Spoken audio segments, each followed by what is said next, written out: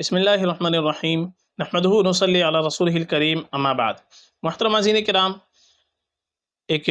صاحبہ ہیں انیلا طارق، انہوں نے سوال کیا ہے پلیز عاشی نام رکھنا کیسا ہے؟ دیکھیے، جو لفظ آپ نے پوچھا ہے عاشی، عربی زبان کے اعتبار سے اس کے مادے دو طرح سے ہو سکتے ہیں، ایک عین شین واو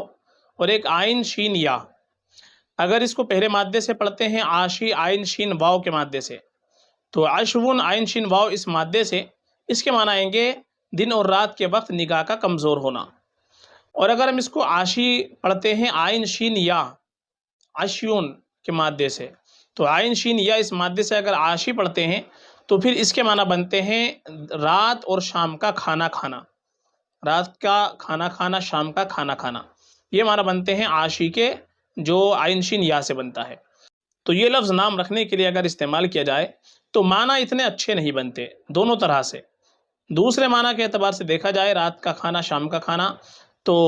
رکھ سکتے ہیں نام، کوئی مسئلہ نہیں ہے عاشی نام رکھنے میں، لیکن معنی اتنے اچھے نہیں بنتے کہ جو نام رکھنے کے لیے بہتر ہو۔ چونکہ حدیث میں حضور پاک صلی اللہ علیہ وسلم نے فرمایا انکم تدعون یوم القیامت باسمائکم واسماء آبائکم فاحسنوا اسماءکم، کہ قیامت کے دن تم کو تمہارے ناموں کے ساتھ، تمہارے آباء و اجداد کے ناموں کے ساتھ پکارا جائے گا، لہذا اچھے نام رکھو۔ تو حدیث میں اچھے نام رکھنے کی ترغیب آئی ہے، اس لیے ہمیشہ ہم کو اچھا نام رکھنا چاہیے، اچھی نسبت سے نام رکھنا چاہیے، اچھے معنی والا نام رکھنا چاہیے۔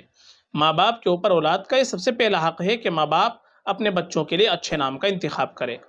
اور بہتر یہ ہوتا ہے کہ ہم اپنے بچوں کا نام رکھیں تو صحابہ صحابیات کے ناموں پر، اور نیک لوگوں کے ناموں پر، صحابیات کے ناموں پر، نیک خواتین کے ناموں پر،